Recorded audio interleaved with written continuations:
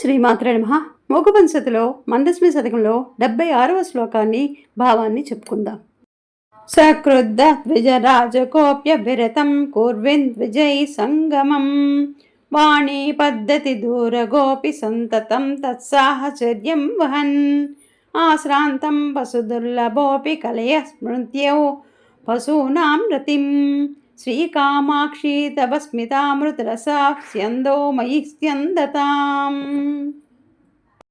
ఓ కామాక్షిదేవి, చంద్రుడిపై కోపాన్ని ప్రదర్శించినప్పటికీ ఎప్పుడూ దంతాలతో సహవాసాన్ని చేస్తూ మాటలతో చెప్పడానికి వీళ్ళెంత దూరంలో ఉన్నప్పటికీ ఎప్పుడూ మంచి మాటలతో సాహచర్యం చేస్తూ పశువులకి అంతందైనప్పటికీ పశువులకి పతి అయిన శివుడి మీద ప్రేమను పొందుతూ ఉన్న నీ చిరునవ్వు అనే అమృత ప్రవాహం నాలో స్రవించుగాక.